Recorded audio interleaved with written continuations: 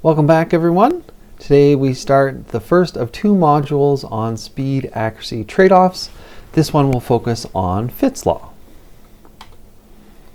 So speed accuracy trade-offs are very common in all movements we make. And you may not have thought about this before, but I think we're all kind of intuitively aware of how we trade off speed and accuracy.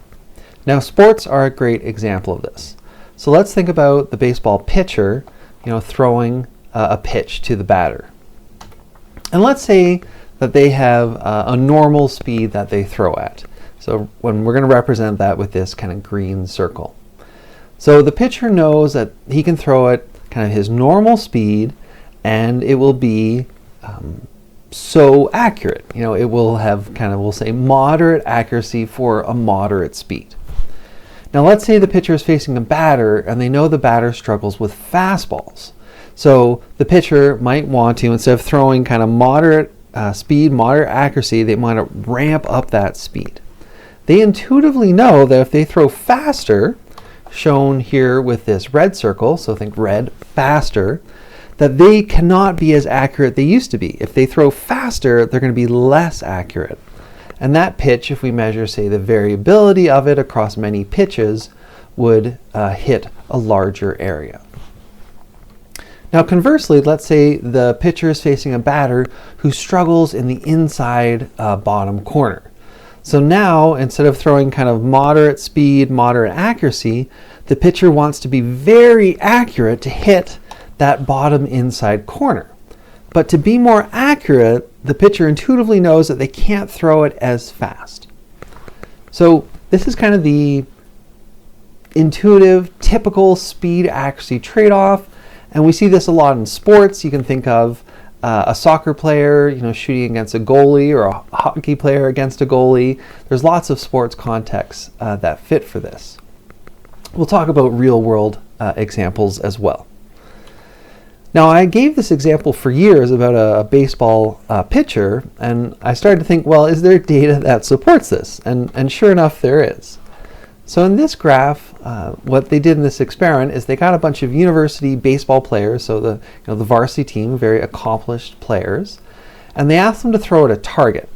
And they asked them to self-regulate their speed. So here, on some trials, they asked them to throw as low as 65% of their maximum, whatever their maximum was. And then they would have them ramp it up to different speeds all the way to throwing it as fast as possible. And what you can see is that when they throw the ball relatively slow, that the total error, so think of kind of the distance away from the center of the target, is small. And the faster they throw, so the more they increase their speed, their accuracy decreases.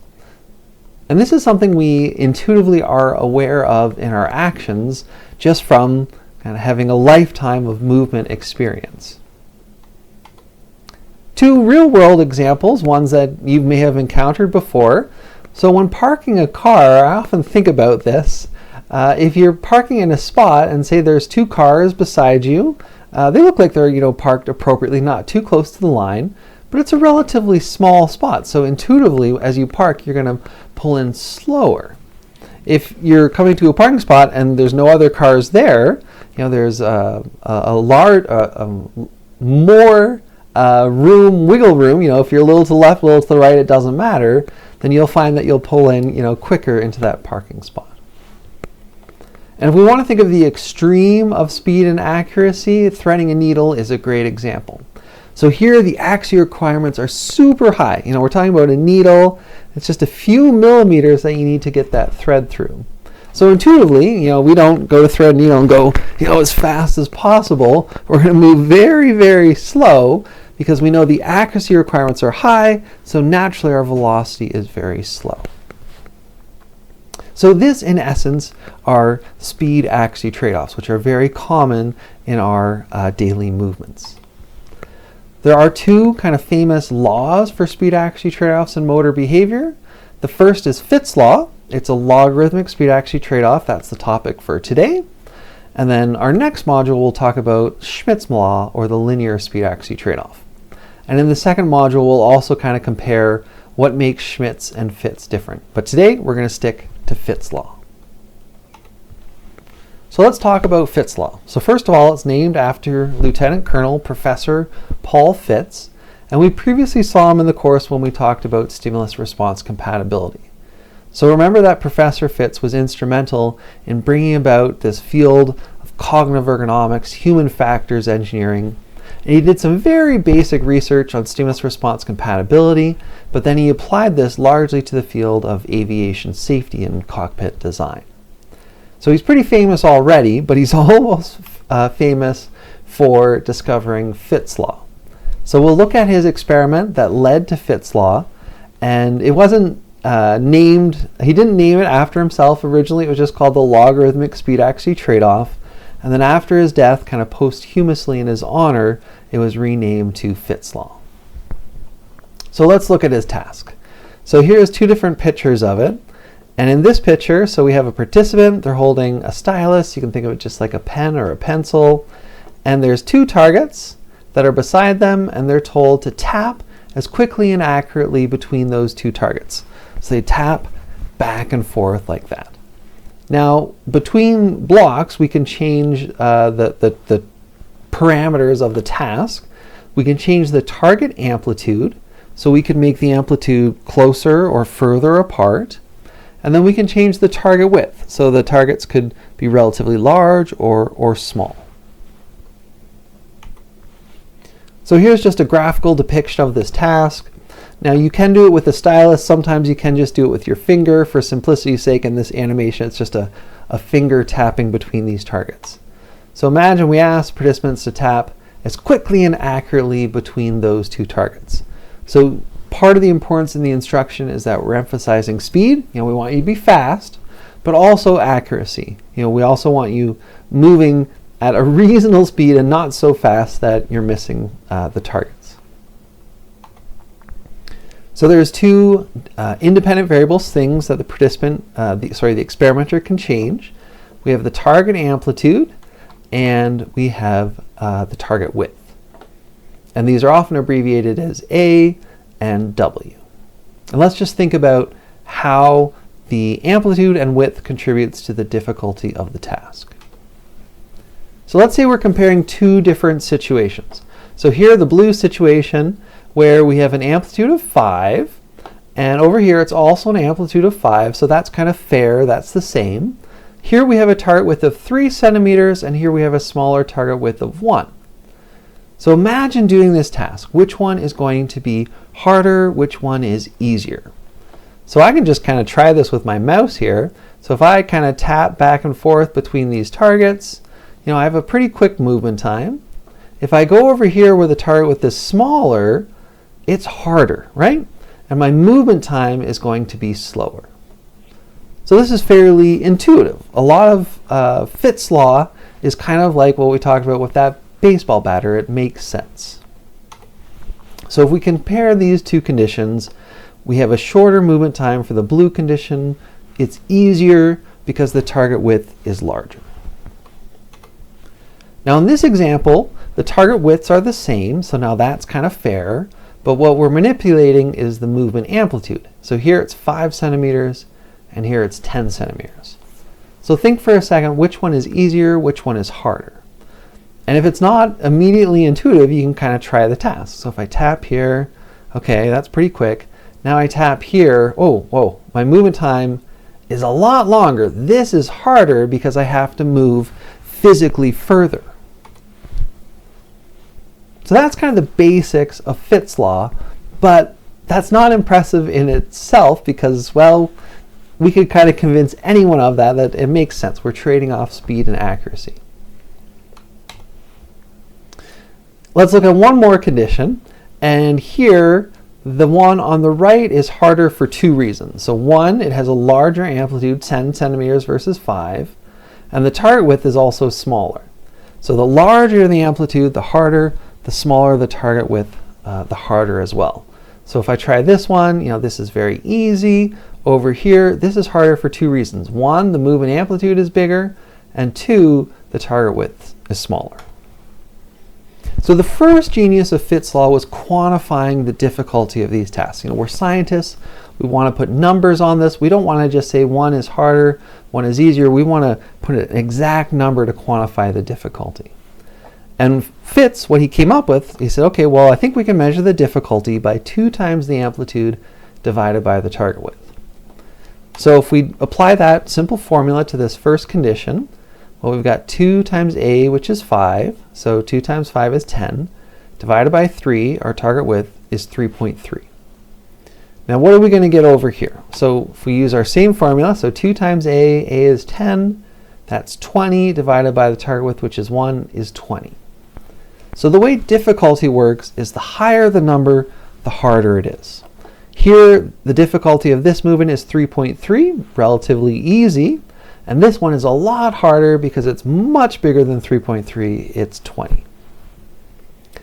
Now this is useful when it's not immediately obvious which condition is more difficult. And if we look at these two, I think if you were all here in person, I asked you to raise your hands, I think maybe half the class would think this one is harder, maybe half the class would think this one is harder. But let's use our difficulty formula. What does Professor Fitts predict the difficulty of these two tasks? So what's the difficulty for this first one? Let's see, we've got 2 times our amplitude, which is 5, so that's 10 divided by 2 is 5. So over here we have a difficulty of 5. Now let's see, what do we have over here? So 2 times 10 is 20, divided by 4 is 5. So the interesting thing here is Fitts' law actually predicts equivalent movement times in these two conditions because they have equivalent difficulty. And this is a perfect trade-off here. So yes, this condition has a larger amplitude, which is harder, but it has a larger target width, which makes it easier. And these two things balance out perfectly based on our formula for difficulty. And the prediction is that you would have the same movement time in this condition as you would in this condition.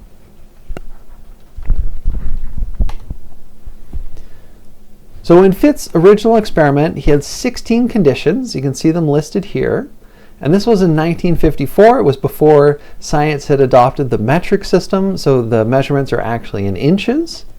And there's a whole range of conditions. Now here's the easiest one. You have a 2-inch amplitude, so maybe something like this, 2-inch target width, so the targets are right beside each other. The difficulty of that is 2, so that's very easy. If we look all the way to the bottom, this is our hardest movement, so an amplitude of 16 inches, maybe something like that, and the target widths are only 1/4 of an inch, so quite small. So participants would come in, they did all these conditions, probably in a randomized or counterbalanced order, and we have average movement time in these conditions. Now note that this is in seconds. Usually we look at these in milliseconds, but 0.19 seconds is the same as 190 milliseconds. So in that easy condition, you're moving relatively fast. And in the hardest condition, the average movement time from one target to the next is 0.75 seconds or 750 milliseconds. So let's plot these data so we can look at this relationship.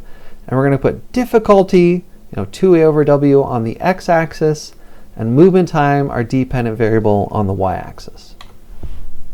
Oh, first, I forgot. Here's a demonstration of the easiest possible movement. So this isn't to scale, but it is proportional. So that we have an amplitude of 2 inches. The target widths are 2 inches, so it's very easy. You're just going back and forth like that. You should be very fast. Here's the hardest condition, very obviously a lot harder.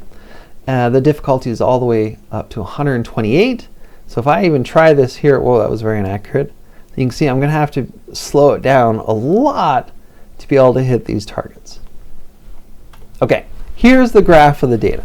So we've got difficulty on the x-axis, movement time, our dependent variable, on the y-axis. And what Professor Fitts found is that these data looked very logarithmic. And remember, we saw logarithms before a few modules ago when we talked about the Hick-Hyman law.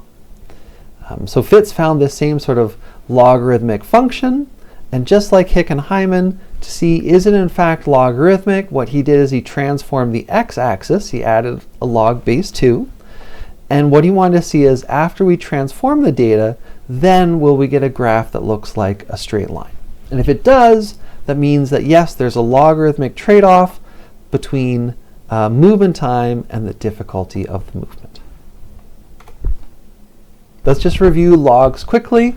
So we've done these once before, so hopefully they're even less scary than last time. So let's say you're solving log base 2 of 8. You want to know what's the solution.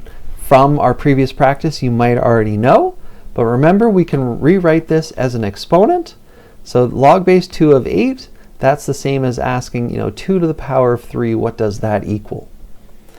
So the way we rewrite this as an exponent is the 2 will come down, and we'll always be using log base 2. The question mark is the power, so 2 to the power of what equals 8. So we're saying, okay, how many 2's to get to 8? Well, 1 2 is 2, 2 2's is 4, 3 2's is 8. So 2 to the power of 3 equals 8. And if we put that back into logarithmic form, log to the base 2 of 8 equals 3. Here's our powers of 2. And we have to go a little bit further than we did in Hick-Hyman because Fitts had a condition where the difficulty was all the way up to 128. And the one we need to remember, we'll see this again with Fitts' law, is that 2 to the power of 0 equals 1. All right, so here's Fitts' original data. We have the difficulty, and we want to transform that x-axis, or in other words, we want to calculate the log base 2 of the difficulty for all 16 of these conditions. So let's see, I'm going with an example here. So, okay, we're using this condition where the difficulty is 16.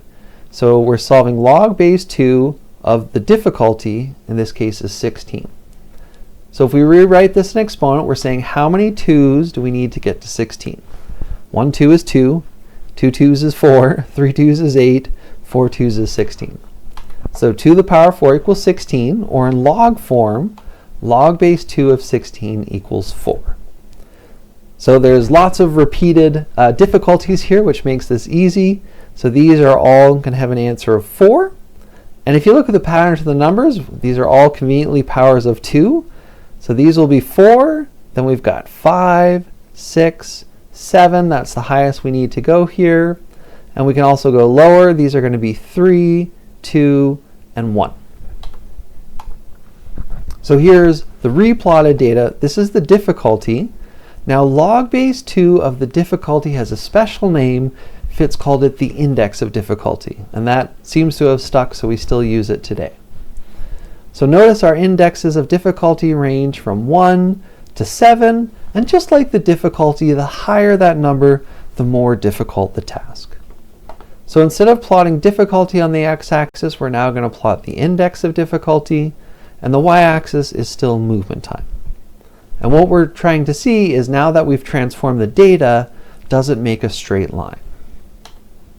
And sure enough, these are the original data. I just replotted them in Excel. And yes, we see a fairly strong linear relationship between index of difficulty and movement time. So that supports that the original relationship between difficulty and movement time was in fact logarithmic. We could leave it that way, but as scientists, we're simple creatures. We're not mathematicians, so often we prefer working with linear equations than logarithmic equations. Now, what is Fitts' law? Fitts' law, kind of like Hicks' law, is just the linear equation of these data.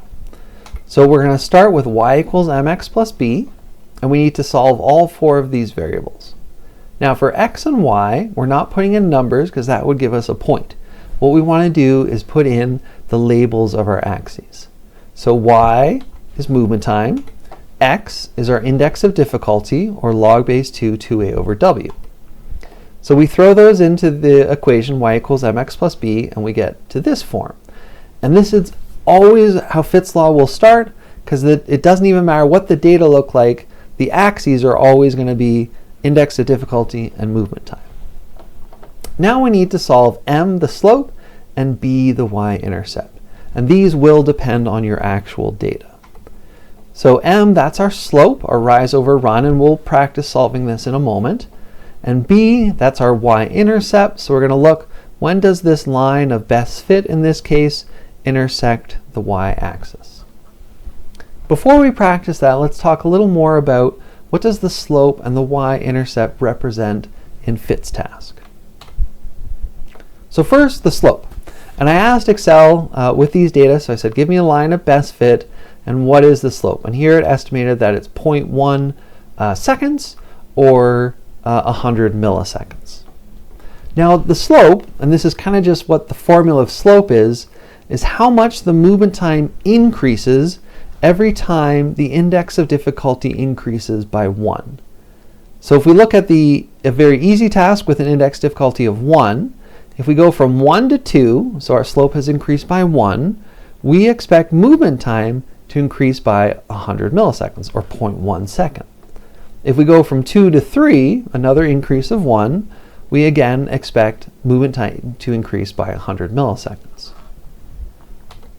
Now let's say we test 2 participants. So same task, and this is one participant's data in blue, the other participant's is in orange. Well, they have the same y-intercept. What I've shown here is, though, the orange participant has a steeper slope. Let's say it's 0.3 seconds, or 300 milliseconds. So the difference between these 2 participants is, as the task gets harder, this participant has relatively shorter movement times. And this participant, as the task gets harder, their movement times increase a lot more.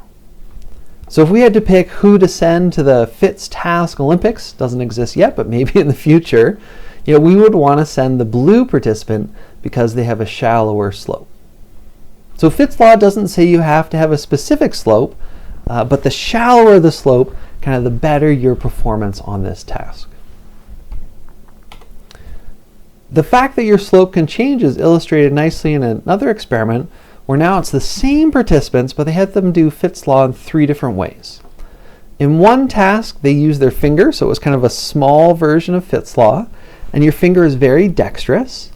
And then they scaled up to kind of a medium version where you moved your wrist. Your wrist is not as dexterous as your finger.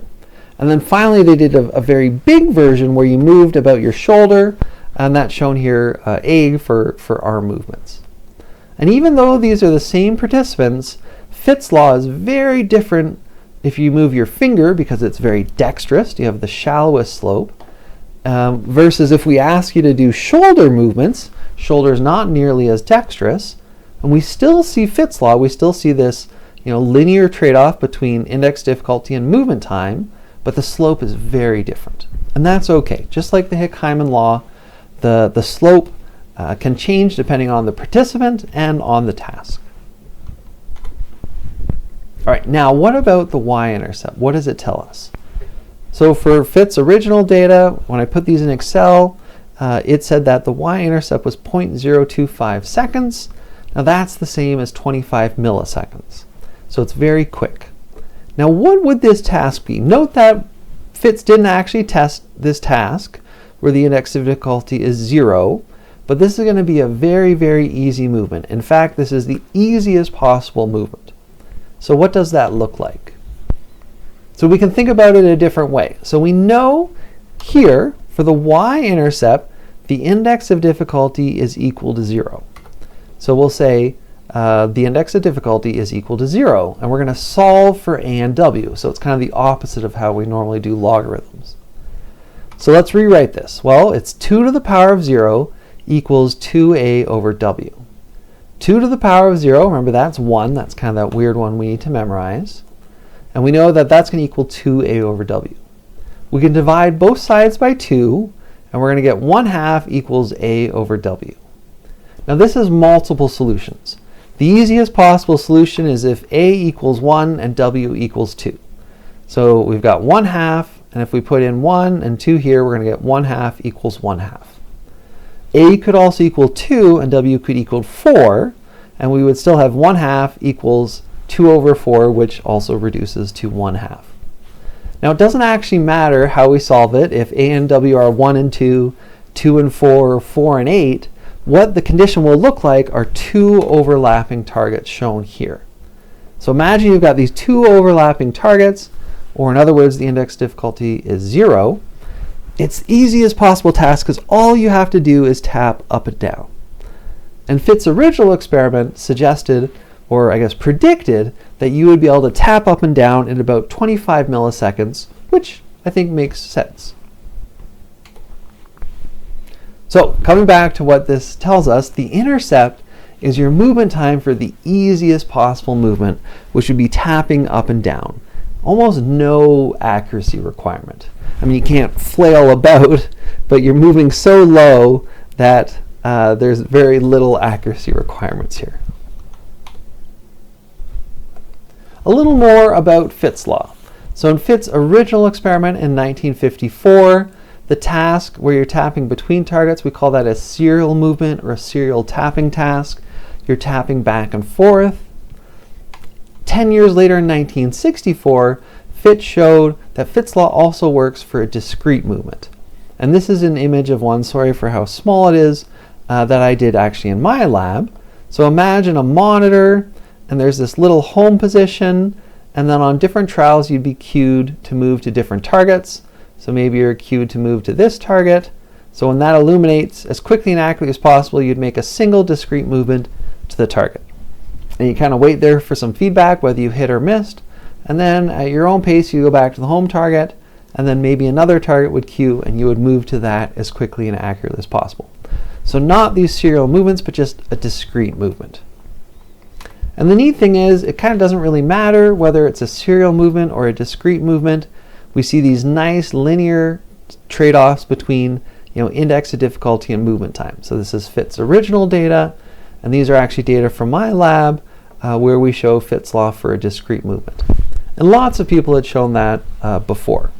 So Fitt's law is a law because it's broad and applies to not just these serial movements, which is maybe not something something we do in our everyday lives, but a discrete movement also abides by Fitt's law.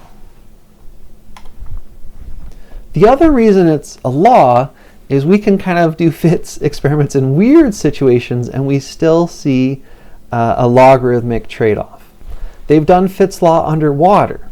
Will the slope change and will the y-intercept change? Yes, but we still see that linear relationship. They've done Fitt's law under a microscope, so here showing like arthroscopic surgery, and we still see this linear speed accuracy trade-off. Sorry, I should say a logarithmic trade-off between difficulty and movement time, or a linear trade-off between index of difficulty and movement time. They've done Fitt's law in space, and sure enough, your movements in space also abide by Fitt's law. Fitt's law is so common that it's something we really expect in our movements. And if we're making a virtual world where you control an avatar that moves about, we expect Fitt's law to be there too, unless we're trying to make it a weird alien planet. So a video game designer, if they want the world to be realistic, they're going to make sure that if you drop something, it falls at the speed of gravity. And if it didn't, we would detect that things were off. The other thing we expect is that there should be a logarithmic speed accuracy trade-off. So they can actually look to see that your virtual movements abide by Fitt's law if we really want to recreate kind of the typical experience that we're used to. Let's look at an example of how to take data from Fitt's law, plot it, and calculate the Fitt's law equation. So in this, we have a simple experiment where we have 6 conditions. We can see difficulty ranges from 8 to 128. Let's imagine we did this experiment on a group of, say, 30 participants, and here are our grand mean movement times. So we don't want to plot difficulty. Remember, we want to plot the index of difficulty. So the first thing we need to do is we need to convert difficulty to index of difficulty. So let's see, I think I've done 3 examples here. So let's say we want to calculate log base 2 of 8. So 2 over w equals 8, so shown here. Well, how many 2's do we need to multiply to get to 8? That's 3. So this will be 3 here. I think we've got 16 next. Well, that's going to be 4. These are powers of 2, so this is going to be 5, 6, and 7. But make sure you understand those calculations. So here's our data. So we can kind of ignore difficulty now. We want to plot index difficulty on the x-axis and movement time on the y-axis. So I've put those data over here just so we remember what they are. And I've set up my graph here with index of difficulty on the x-axis and movement time on the y-axis. So we've got 6 points. So the first one is going to be at 3, 250. So 3, 250 about here. That's not bad. 4, 300 if I can keep this straight. Oh boy, should be around here. 5, 350 here. 6, 400 about here-ish. 7, 450 is going to be, 450 down here. Now these data points are perfect. When we've looked at these graphs before, they don't make a perfect straight line. But for our examples and on the test, it will always be perfect data just to simplify the calculations. So we've got our data. We don't even need a line of best fit because we can just draw a line that will perfectly connect all these points, like such. And our last step after we've graphed Fitts law is to calculate the Fitts law equation. So we start with y equals mx plus b. X and y, we're going to put in the labels of our axes. So y is movement time, x is our index of difficulty. Oh, there we go. Now we need to look at our actual data to solve the slope and the y-intercept. So the y-intercept is slightly easier. It's just a single value. So is slope, but it's there's no calculation really for the y-intercept. We just follow our line until it hits the y-axis. So it looks to be 100. So we're going to put that in for b. Now for our slope, it's a single value, but we need to do a little calculation. So we're going to pick 2 points on the line. We could pick any 2 points. It's easiest if we pick points that are 1 apart on the x-axis. Makes the math just slightly easier. So we could pick these 2 points, these 2 points, these 2 points, these 2 points. You could also pick the first point and the last point. You'll still get the same slope. The calculation will just be slightly more complicated. All right, so we're going to use these 2 points. The first point is our x1, y1. The second one is our x2, y2. Now our slope formula is y2 minus y1 divided by x2 minus y1. So we just need to plug in all these numbers. So y2 is 300 minus y1 is 250. And then x2 is 400 minus 3. So here we go. Now, because we picked points that are 1 apart on the x-axis, the denominator, always takes me a second to remember that, is just going to be 1. And that's, very simple math. If you pick points that are 2 apart, we'd have to divide by 2, which will give us the same value, but it's just a little bit harder. 350 divided by 350 minus 250 is 50, so our slope is 50 for these data. So if we go back to our equation, all we had to do was solve the slope, which we now found is 50. So we put that in here, and we found Fitts law or Fitts equation for these data. In class, in the in-class version of this course, we actually try Fitts law as a class. We do kind of 30-minute experiment where everyone does Fitts law, everyone gets their own data, plots their results. It's not going to be as clean as these perfect data, but if we take everyone's data, this is from the spring semester, so I had about 40 students, I got everyone's data, I averaged it all together to look how strong was Fitts law across the class, and it's actually fairly linear. This is what we would expect from Fitts's original experiment. So we've got a nice logarithmic relationship between difficulty and movement time. Of course, here it looks linear because we've transformed our x-axis and we're not plotting difficulty, but the index of difficulty. So sorry that we can't try this all together online, but it's kind of fun to see that yes, Fitts law should really occur, all the time in everyone. Let's talk a little more about how I've tested Fitts law in my lab. So this is an experiment we did a couple of years ago. Participants came in and they did 7 different conditions. The index of difficulty ranged from 1, that's very easy movement, all the way up to 7, which is fairly challenging. And so they were doing this on a monitor. We saw this picture once before. So in the easiest condition, they would move 13 millimeters, so 1.5 centimeters, to a target that was also 13 millimeters. So it's a very easy movement. You're just doing this. It's actually a little bit boring because you just do that. It's almost hard to miss because it's such a short movement to a relatively large target. Now the hardest condition, you're moving about 45 centimeters to a target that's 7 millimeters big. So this is very hard. So you move and you want to be fast, so you're going to move fast, but then inevitably you got to slow down to accurately hit that target.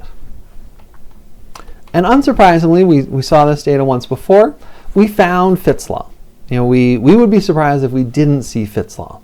But in every Fitts law experiment, we need to confirm that yes, nothing weird happened, our participants showed Fitts law. We went beyond this and looked to see what could we learn about Fitts law from motion capture and trajectory analysis. So we'll look at those results in a moment, but what I want to introduce is motion capture technology, both kind of used in industry and in science, and then more specifically how we use motion capture for trajectory analysis, and we'll apply that to Fitts law. So motion capture technology, is relatively common. It's not inexpensive, but it's also not crazy expensive. And you're probably used to seeing it in a lot of different cases. So in the movies, we'll have an actor acting and we're capturing their movements. So these little white reflective dots would be recorded by a motion capture system. And we can use that to take their human movements and make their avatar, or I guess Hulk in this case, also have very human-like movements. Because our eyes are very good at seeing realistic and unrealistic movements. And if we just try to have a computer program move Hulk instead of capturing real-life movements, it's going to look a little bit off.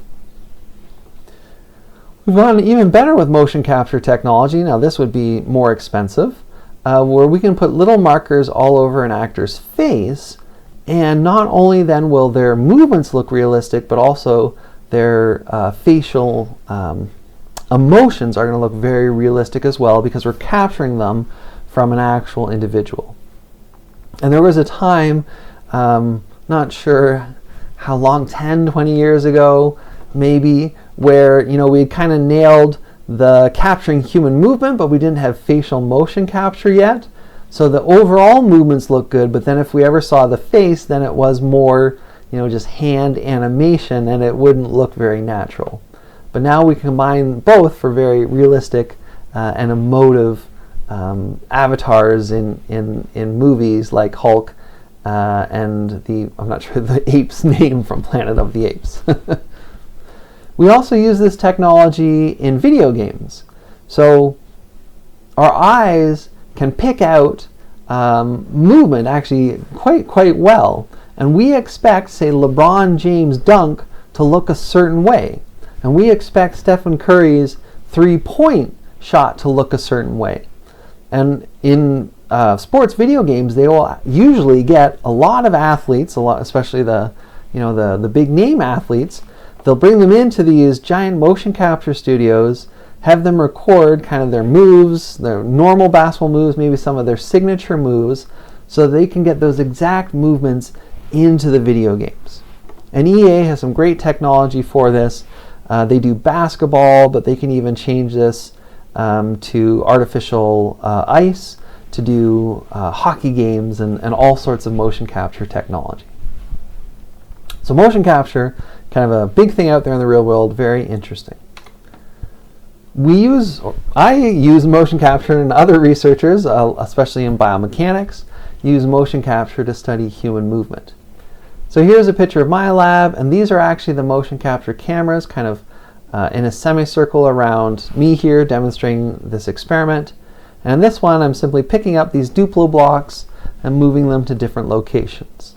And on my fingers are the motion trackers. So this is a different view, close-up view in a different experiment where I'm now holding a stylus, We often use this for a Fitts law or a Schmidt's law experiment. And these little lights, that's what's being tracked by the cameras. And as I move, I can tell, or the motion capture system knows, where I am. It's accurate to a fraction of a millimeter, super accurate, and I can record my spatial position almost every millisecond. So it's this very high spatial temporal accuracy. We can capture these movements, maybe a movement you make in only 200 milliseconds, and then we can essentially look at every millisecond exactly how you're moving. And we use that to make inferences about what your brain and what your mind is doing. And I'll give an example of that with Fitts law now. Before that, this is an interesting video about motion capture technology used kind of in a biomechanics way, but applied to sports. So give this video a pause, check out this example of motion capture, and then we'll talk more about Fitts law.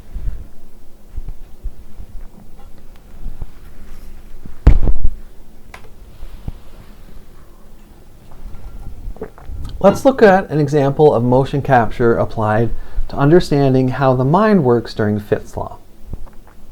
So here we have participants doing Fitts law, and this is one specific target. I guess it was target number 3, so think about one of those middle targets, and we have about 50 trials. So note that every time we move, it's not exactly the same. We're not robots. There's some variability to our movements. This is the percentage of the movement. So 0, this is where you're starting your movement. And note that there's very small variability at the start of your movement, because almost every trial, you're starting almost exactly in the same place. Even if we tell you to start the same spot every time, there's a little bit of variability to that. Now, as we move to the target, the variability in our movements gets larger. So see the spread between the 50 different trials? You can think of that as your movement variability, and it's getting larger. Now we can't let that get larger and larger, because remember, we have to hit a small target. So eventually what we see is that the variability begins to decrease. And that's required because I can't just hit anywhere. I need to hit a fairly small target in these Fitts tasks. So in Fitts law, we see this normal pattern of this increase in spatial variability and then a decrease in spatial variability. This increase, what we're seeing here is open loop control. Remember, all movements start with open loop control because we haven't had time yet for closed loop control. So we're moving, and that variability is increasing because we're in open loop control and we're preparing a movement and we're kind of hoping for the best. Eventually, after at least 100 milliseconds, we can then switch to closed loop control as long as we have sensory information available to us. So this decrease in spatial variability in the second half of movement, so the spatial variability is large, moderate, and then small. So this decrease in spatial variability is indicative of closed loop control. So once I get my movement going, after at least 100 milliseconds, I can start to use vision, for example, to say, oh, where's my finger? Where's the target? I need to make these little adjustments, closed loop control, to hit that target. Here's a different plot that shows spatial variability again throughout the movement. And this is what we just looked at, the idea that there's this increase in spatial variability and a decrease. And in this condition, in this specific experiment, it's kind of like Fitts law. You have full vision of your movement from start to end. And when we see this characteristic increase and decrease, we suggest that what's happening in the mind is that the increase shows us open loop control, and when we start to see a decrease, we know that participants are using closed loop control. So based on your trajectories, we can make inferences about when you transition to closed loop control. Let's look at this other condition. So here, you actually have no vision during movement execution. And we saw this picture a little while ago. So here I'm wearing these special glasses that we can send a signal to, and they can close very quickly or they can open. And in this experiment, what we're doing, like in Fitts law, as soon as you lift that pen up, the glass is closed, and now you have no movement during movement execution. Sorry, no vision during movement execution. So what happens here is we still see an increase in spatial variability. We've prepared a movement, we're executing it in open loop control, but now we don't see a closed loop control because you can't see. You have no vision of your finger, of the target, so we have far less closed loop control. Now there might still be a little bit because you still have, say, proprioception of your finger. You have what we refer to as knowledge of your motor program or efference copy, but we're going to kind of keep it simple and just say that when your eyes are closed or when the glass is closed, we see a very different pattern of spatial variability. It increases, that's the same, but then it plateaus because there's no closed loop control. So let's bring this back to our Fitts law experiment. So we expected when the movement was very hard, so think of the index difficulty of 7, so you're moving about 45 centimeters to a 7 millimeter target, that we would see participants would rely, on closed loop control. So spatial variability would increase and then decrease, because you need to use closed loop control to hit that very small target. What we were curious about is, well, what about when the movement was really easy, when the index of difficulty was 1? So now remember, you're moving about 1.5 centimeters to a target that's 1.5 centimeters. That's fairly large compared to a 7 millimeter target. We thought this might be so easy, it wouldn't matter whether or not you actually had vision, because it's so easy and so fast that maybe we wouldn't see closed loop control. And in that case, we expected an increase in spatial variability and then a plateau. So what did we find? So here we have the 7 movements. So black, this is the hardest condition. You're moving to this long target that has a very small width. And we see a giant increase in spatial variability and then a giant decrease, which this is closed loop control, right? And it's allowing you to hit that very small target. Even though you're moving fast, there's a ton of variability, you're then going to use a maximal closed loop control to hit that target. What if we look at one target closer, or an index difficulty of 6? We still see a decrease in spatial variability, so we say there's a high amount of closed loop control. Not as much as the other condition, because it's not as hard. We go one target closer, a little bit easier, and we're still seeing closed loop control because we see a decrease in spatial variability. Now that was true as we went easier and easier from magenta, cyan, blue, green. Green, we are seeing kind of minimal online control. There's a very small decrease in spatial variability here. But the special condition was this easy one, the index of difficulty of 1. Here, spatial variability increased and plateaued. And remember, if we go back, let's do this quickly. Go back here, if we see a plateau in spatial variability, that suggests that there's no closed loop control. So sure enough, when we make the task easy enough, there's no closed loop control. If we make it a little bit harder, we started to see minimal online control, and there was more and more online control the harder the task became. So I hope you enjoyed that example of the research that I do in my lab, where we look at Fitts law, which we know a lot about, but use modern techniques like trajectory analysis to learn more about the mind and the brain. Last topic for Fitts law, let's talk about exceptions to Fitts law. And if you remember back to the Hick-Hyman law, we also saw some exceptions to it. And even though there are exceptions, we still say that there's a law. We're a little more flexible for laws of human movement because they're so rare, so that even when we find exceptions, we still say that there is a law. The exceptions, however, are very interesting because they kind of tell us the boundary conditions of those laws. When do they work? When do they not work? And why? What is it about it where they suddenly stop working? So for Fitts law, there's 3 famous exceptions. There's a negative y-intercept. We have small index of difficulty, which are easy movements. These two are kind of related. And then the third one is unique and newer. This is movements to placeholders, which I'll show you what I mean by that in a moment. First up, negative y-intercept. So sometimes when we plot Fitts law, like in this example, the y-intercept ends up being negative. So here we're going to have to extrapolate this line back to the y-axis. This is 0. That'd be 0 milliseconds. And here we have a negative value. Oops. Now that doesn't make any sense. What that says is that how quickly can we tap should have a negative time. That's impossible, right? We can tap really fast, maybe 25 milliseconds, maybe even 10 milliseconds if we practice it, but we shouldn't be able to tap with negative time. And often Fitts' law, sometimes, not all the time, when we extrapolate backwards for this line of best fit, it will give us a y-intercept that's negative, and that doesn't make sense. So that's one thing that's not perfect about Fitts' law.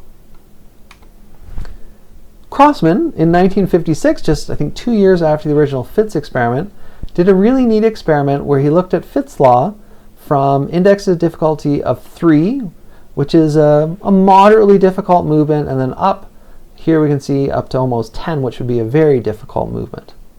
And here, he found a linear relationship, or it's logarithmic because remember we've transformed our x-axis with the log base 2.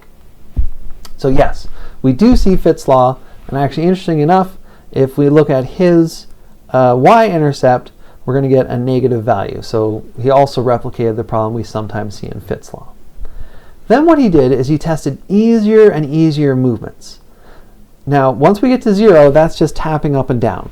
He also tested negative indexes of difficulty, and that's still tapping up and down. So he really could have stopped at 0. But if we plot his data, you can see that they don't follow this line that moderate and difficult movements show. The data curve up and away from this line. And this is something that's been replicated a few times. Very easy movements, and often we say indexes of difficulty less than 3. So, data 3 and up look pretty linear, but below 3, easy movements are not captured well by Fitts' law. So this is also an exception to Fitts' law. So Fitts' law, predicting how quick can we tap, index difficulty of 0 sometimes is negative. That doesn't make sense. And in fact, easy movements defined as index of difficulty less than 3 don't fit the rest of Fitts' law very well. 3 and above, we get this logarithmic relationship. Below 3, things seem to change. There are suggested improvements to Fitts' law. So instead of using the classic formula for difficulty, 2a over w, we could slightly modify this, a plus w over w. And then these lines will actually be identical here. They're just pulled apart in this graph to show there's 2 lines. But as we start getting down to these easy movements, this formula will actually curve upwards and away, just like what we see with the data in the real world. So this equation is slightly better. Now, this one is also pretty good. So this might fit the data, 95% fit. Well, this one might be a 96% fit. And because that's not that big of a difference, we actually typically use this same formula. We just kind of keep in mind that it really only applies for moderately difficult movements and higher. So index is difficulty of 3 and up.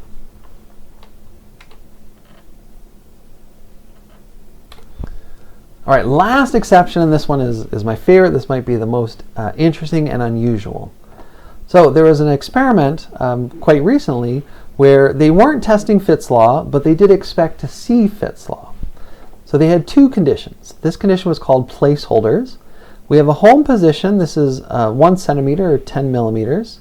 And they had 7 targets. 1, 2, 3, 4, 5, 6. Yep, okay. 7 targets that were all to the right. And they were also 1 centimeter, the target widths.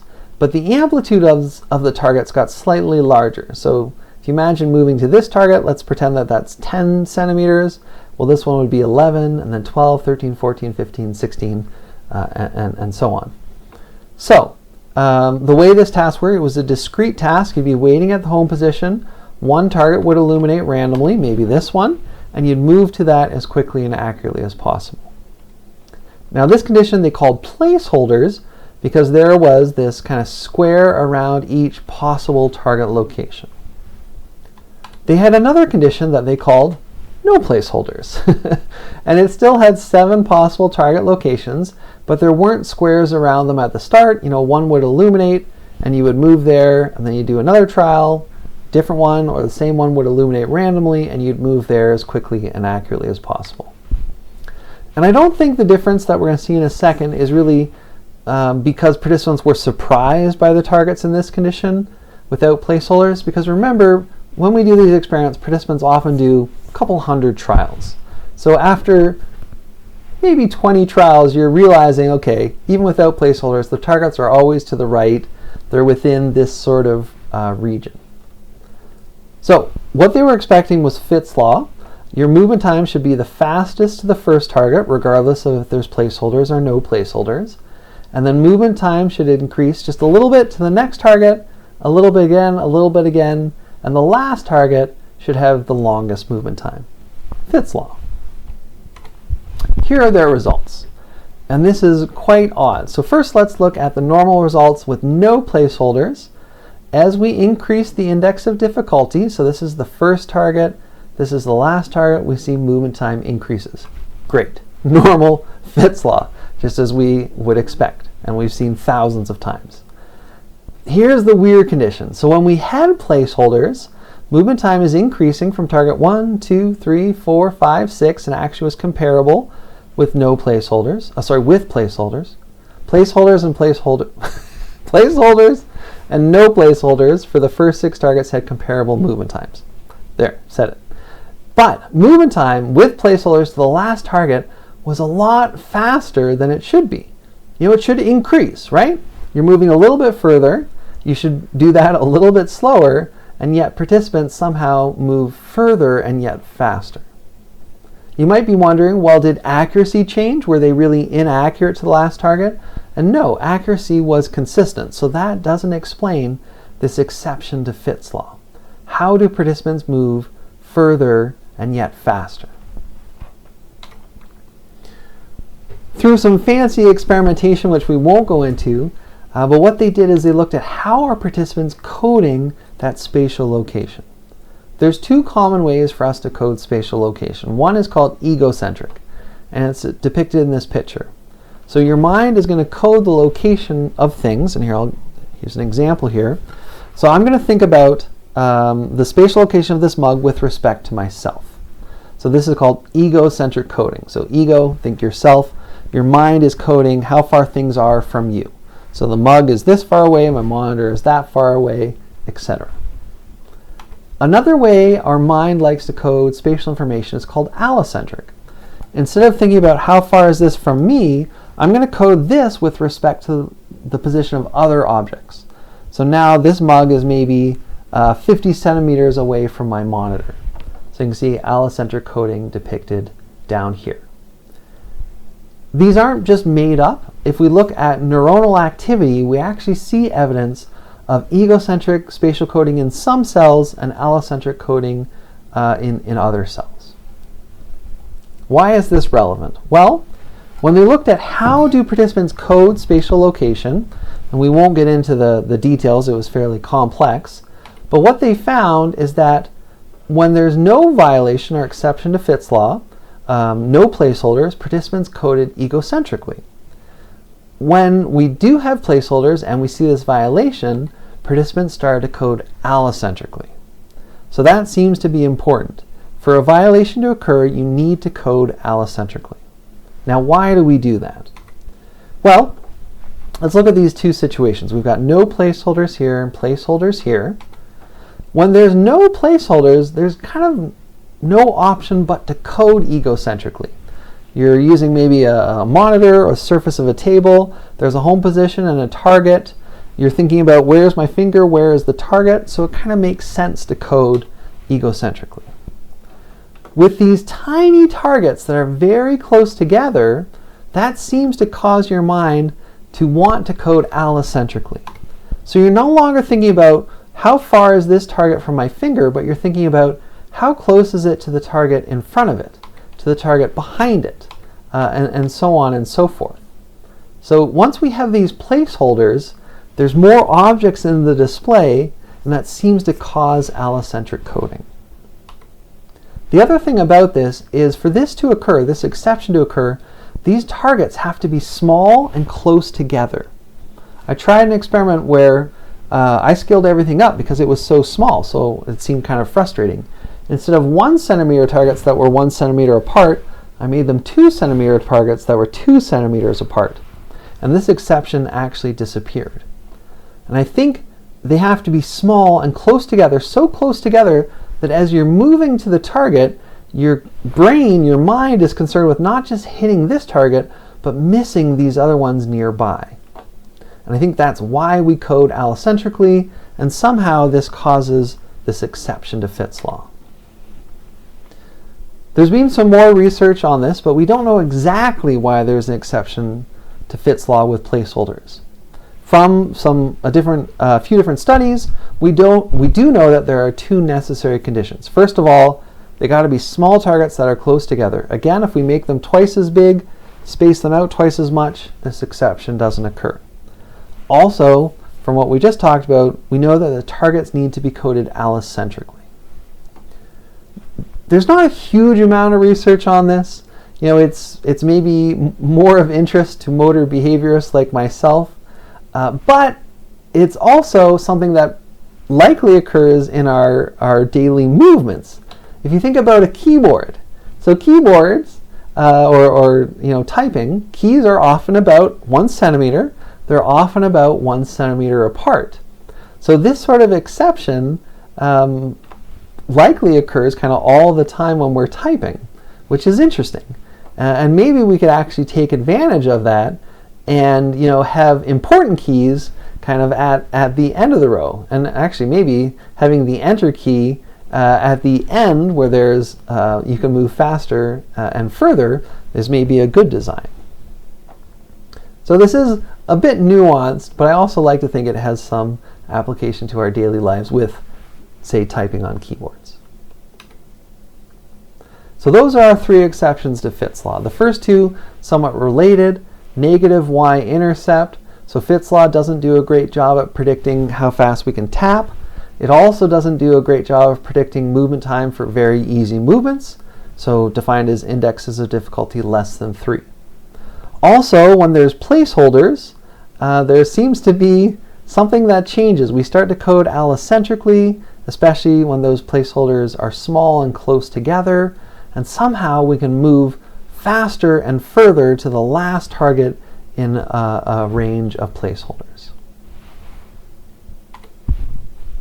All right, that is our module on Fitts law. Our next module, I'll introduce Schmidt's law, a linear speed accuracy trade-off, and then we'll actually contrast Fitts law to Schmidt's law. Are they unique laws? Turns out they are, but more importantly, why are they distinct from one another? Good luck with the sample questions. Good luck on the test, and I'll see you for our next module.